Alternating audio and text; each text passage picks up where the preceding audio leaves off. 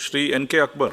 Sir, ന്യൂനപക്ഷ വിഭാഗങ്ങളിലെ ഗവേഷണത്തിന് തയ്യാറെടുക്കുന്നതും മിനിസ്റ്റർ ഗവേഷണം നടത്തിക്കൊണ്ടിരിക്കുന്നതുമായ നിരവധി വിദ്യാർത്ഥികളുണ്ട്. സാമ്പത്തിക പരാധീനത കാരണം പല വിദ്യാർത്ഥികളും ബിരുദാനന്തര ബിരുദം കഴിഞ്ഞ് റിസർച്ച് പ്രോഗ്രാമുകളിൽ ചേരാറില്ല. അത്തരം വിദ്യാർത്ഥികളെ സഹായിക്കാനുള്ള പദ്ധതികൾ നിലവിലുണ്ടോ? യെസ്. UGC CSIR നെറ്റ് പരീക്ഷയ്ക്ക് പരിശീലനം നൽകുന്ന പദ്ധതി നിലവിലുണ്ട് സർ.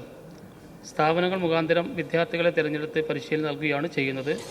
ഈ പദ്ധതിയുടെ കീഴിൽ 23-24 വർഷം 1500 പേർക്ക് പരിശീലനം നൽകി. ഈ സാമ്പത്തിക വർഷം ഇതുവരെ 550 പേർക്ക് പരിശീലനം നൽകി കഴിഞ്ഞു. കേന്ദ്ര സർക്കാർ നൽകി വരുന്ന മൗലാന ആസാദ് നാഷണൽ ഫെലോഷിപ്പ് 2022-23 സാമ്പത്തിക വർഷം മുതൽ നിർത്തലാക്കിയത് ന്യൂനപക്ഷ ഗവേഷണ വിദ്യാർത്ഥികളുടെ ഉന്നത വിദ്യാഭ്യാസ സാധ്യതകളെ സാരമായി ബാധിച്ചിട്ടുണ്ട്. ഇത് പരിഹരിക്കുന്നതിനായി റെഗുലർ ഫുൾ ടൈം റിസർച്ച് പ്രോഗ്രാമുകൾ ചെയ്തുകൊണ്ടിരിക്കുന്ന ന്യൂനപക്ഷ സമുദായങ്ങളിൽ നിന്നുള്ള വിദ്യാർത്ഥികൾക്ക് ഫെലോഷിപ്പ് നൽകുന്നതിനുള്ള പുതിയ പദ്ധതി അടുത്ത സാമ്പത്തിക വർഷം മുതൽ ആരംഭിക്കുന്നുണ്ട്. ബിരുദാനന്തര ബിരുദം പൂർത്തിയാക്കി റെഗുലർ PhDക്ക് പ്രവേശനം നേടിയ വിദ്യാർത്ഥികൾ പദ്ധതിക്ക് അപേക്ഷിക്കാൻ അർഹരാണ്. UGC അംഗീകരിച്ച എല്ലാ സർവകലാശാലകളുടെയും സ്ഥാപനങ്ങളുടെയും ഈ പദ്ധതിയിൽ ഉൾപ്പെടുത്തിയിട്ടുണ്ട്. 2025-26 കാലയളവിൽ ഈ പദ്ധതിക്കായി 6 കോടി രൂപ വകയിരുത്തിയിട്ടുണ്ട് സാർ. Second question. സാർ, 3000 കോടി രൂപയുടെ ന്യൂനപക്ഷ സ്കോളർഷിപ്പാണ് കേന്ദ്ര ഗവൺമെൻറ് വെട്ടിക്കുറച്ചത്. എന്നിട്ട് UDF പ്രചരണം LDF സർക്കാർ ന്യൂനപക്ഷ സ്കോളർഷിപ്പ് വെട്ടിക്കുറച്ചതാണ്.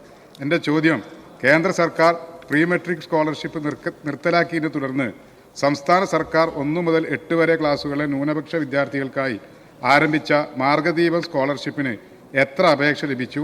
സ്കോളർഷിപ്പ് അനുവദിക്കുന്നതിൻ്റെ മാനദണ്ഡം എന്താണ്? Yes minister. സർ, MLA ചൂണ്ടിക്കാണിച്ച് ശരിയാണ്. കേന്ദ്ര ഗവൺമെൻറ് 2.5 ലക്ഷത്തിലധികം വരുമാനമുള്ള കുട്ടികളുടെ എല്ലാ തരത്തിലുള്ള ആനുകൂല്യങ്ങളും ന്യൂനപക്ഷ വിഭാഗത്തിൻ്റെത് നിർത്തലാക്കിയിട്ടുണ്ട്.